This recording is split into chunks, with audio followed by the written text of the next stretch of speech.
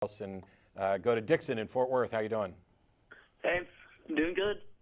So we thought we lost you there for a minute, but you wanted to call in to talk about the existence of God? Yes. Which God?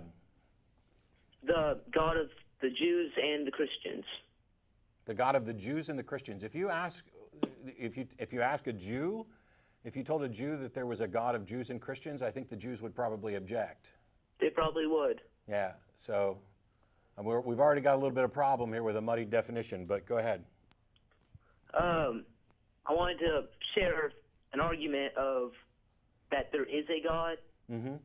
Is that you see in this world, it's specially created. Climates are made for the animals that live there, for humans. I don't see that. Well, do you see penguins living in Texas? I'm sorry? Penguins. Do you see penguins living in Texas? No. It's because they were designed to be at the zoo. Oh, so your explanation for why there aren't penguins in Texas is because they were designed to live elsewhere. Yes, they have to live in a cold climate, even sure. in the zoo. How did you exclude the possibility that penguins evolved to fit in colder climates and they didn't evolve to fit in warmer climates? I don't believe in evolution. Okay, so why don't you believe in evolution? Well, do you see any apes now turning into humans? That has nothing to do with evolution. Yeah, it does. A lot of evolution. I'm sorry, but you're wrong. The evolutionary model shows that we have a common ancestor with apes. So you have a cousin, right? Yeah. Okay. You have a common ancestor with your cousin, and that would be your grandparent, correct? Yes. Okay. Now, if I explain to you that you and your cousin have a common ancestor, wouldn't it be ridiculous for you to say, I didn't come from my cousin, right? Yeah, that is correct. So it's ridiculous to talk about us coming from apes when what evolution is saying is that we have a common ancestor somewhere far, far back, which is the case. Now, I'm taking it as you believe the Bible. You would say that we all have a common ancestor in Adam and Eve, correct? Yes, which were human. Yeah, okay. Why would you stop there, let's assume that there was an Adam and Eve. There actually wasn't.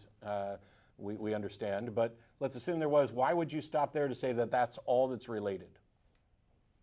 Because they were human and they procreated to create more humans.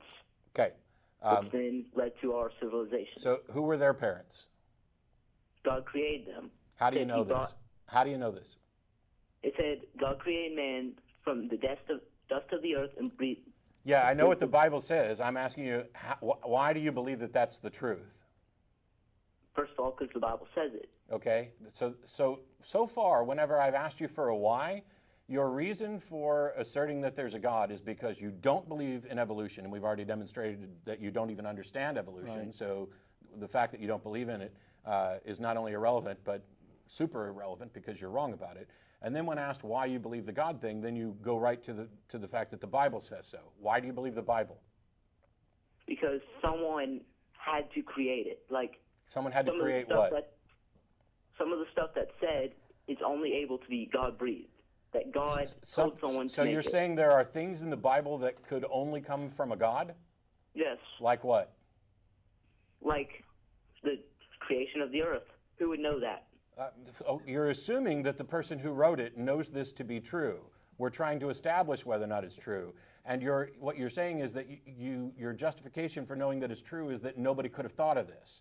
You do realize that people have thought of creation myths forever, that other religions have their own creation myths, and that they could just as easily say that somebody had to think that up. Here's another fact. No, let's not do another. Let's not do another. I'm still on this one.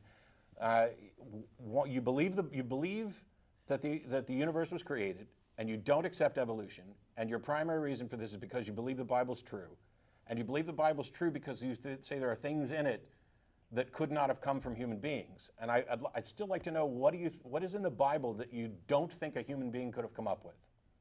Well, that was the point I wanted to make.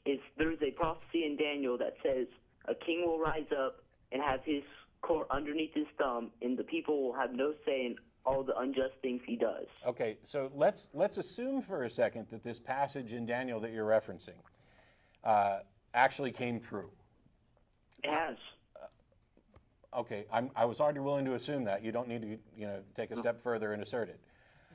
How do you know that the only explanation for why this prophecy supposedly came true is because this prophecy came from God? How did you rule out every other possibility?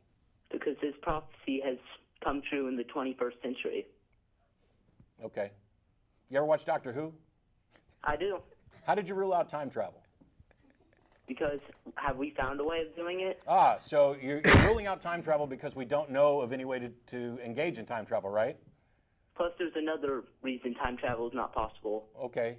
Have you seen any weird changes, like World War II? If time travel was possible, wouldn't someone go back and try to prevent World War II? Dixon, how do you know that somebody didn't go back in time and actually start World War II? You're only going to have the memory of what you experienced in your life. If somebody goes back and changes something, wouldn't that change your memories?